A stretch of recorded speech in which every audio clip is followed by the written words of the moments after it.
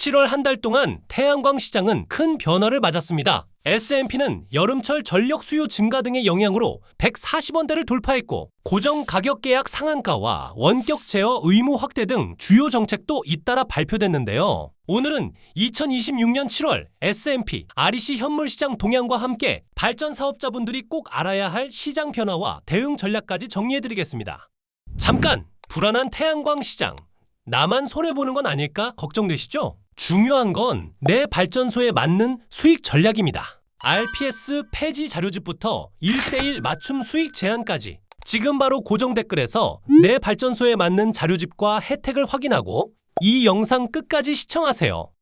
먼저 7월 REC 가격입니다. 육지는 안정세를 유지한 반면 제주는 높은 변동성을 보였습니다. 육지 REC 71,555원, 제주 REC 81,776원. 먼저 육지 REC입니다. 큰 변동 없이 71,000원대의 안정적인 흐름을 이어갔습니다. 다만 7월 마지막 주에는 3월 이후 처음으로 6만원대까지 하락한 만큼 당분간은 REC 가격을 확인하면서 분할 판매하는 전략을 고려해 보시는 것이 좋겠습니다. 반면 제주 REC는 변동성이 훨씬 컸습니다. 5월부터 상승세를 이어오며 7월 중순에는 9만원대를 기록하기도 했지만 이후 하락하면서 7월 말에는 74,000원대까지 내려왔습니다. 가격 변동폭이 큰 만큼 제주 REC는 시세를 꾸준히 확인하면서 판매 시점을 결정하는 것이 중요하겠습니다.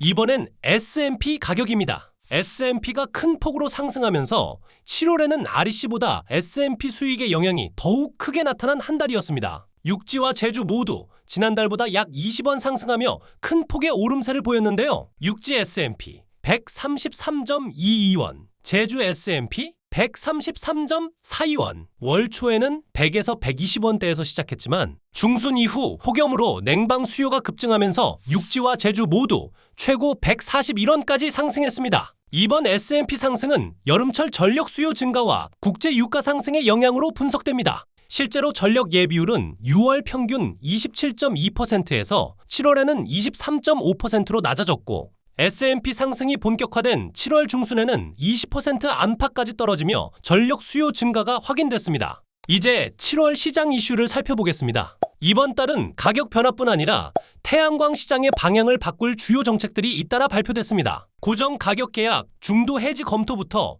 원격 제어 대상 확대까지 앞으로 발전 사업에 영향을 줄 핵심 이슈들을 하나씩 살펴보겠습니다. 2026년 1차 태양광 고정 가격 계약 상한가가 발표됐습니다.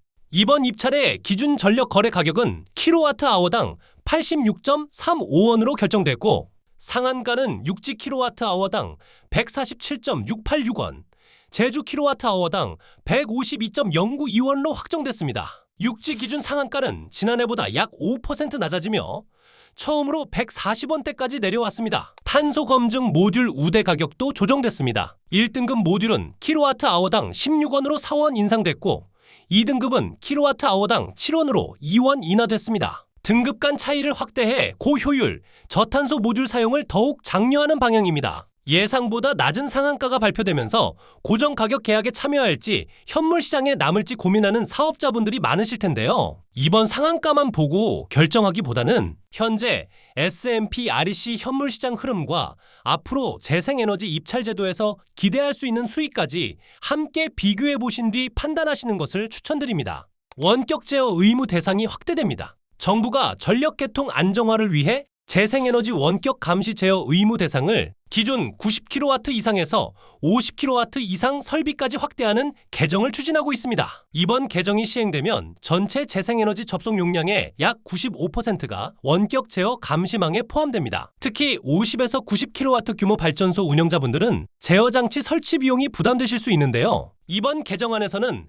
상용 LTE망 활용이 허용되면서 설치 비용이 기존 약 460만원에서 190만원 수준으로 크게 낮아질 전망입니다. 다만 아직 기존 발전소에도 소급 적용될지 여부는 확정되지 않았습니다. 신규 설비뿐 아니라 기존 발전소에도 적용될지가 이번 개정안의 핵심인 만큼 최종 개정 내용을 꼭 확인하시기 바랍니다. 현재는 20년 RPS 고정가격 계약을 중도 해지하는 것이 사실상 어렵습니다. 그런데 내년 RPS 제도 폐지를 앞두고 기존 고정가격 계약의 중도 해지를 허용하는 방향의 제도 개정이 논의되고 있습니다. 만약 개정이 이루어진다면 기존 계약을 종료한 뒤 아리백 기업과 직접 PPA를 체결해 전력을 판매할 수 있는 길이 열릴 수 있습니다. 기존 계약 단가가 낮아 장기간 계약을 유지하고 계신 발전 사업자에게는 수익성을 높일 수 있는 새로운 선택지가 될 수 있는데요. 다만 위약금 부담, 남은 계약 기간, 아리백 기업과의 계약 가능성 등을 충분히 검토한 뒤 결정하시는 것이 중요합니다. 아직 확정된 내용은 아닌 만큼 향후 개정안과 세부 시행 방안을 지속적으로 확인하시기 바랍니다. 발전사업 허가만 받은 채 공사를 진행하지 않아 전력망 용량을 선점해온 미추진 사업에 대한 정리가 빨라질 전망입니다. 미추진 사업 점검 기준이 기존 2년에서 1년으로 단축되면서 그동안 묶여있던 개통 접속 용량이 시장에 다시 공급될 것으로 예상됩니다. 개통 용량 부족으로 수년째 접속을 기다려온 발전 사업자에게는 반가운 변화인데요. 다만 회수되는 용량은 한정적인 만큼 인허가 등 사업 준비를 마친 사업자부터 순차적으로 접속 기회를 확보할 가능성이 높습니다. 따라서 필요한 행정 절차를 미리 완료해 두시고 내 지역의 개통 여유 용량과 공고를 지속적으로 확인하시는 것이 유리합니다.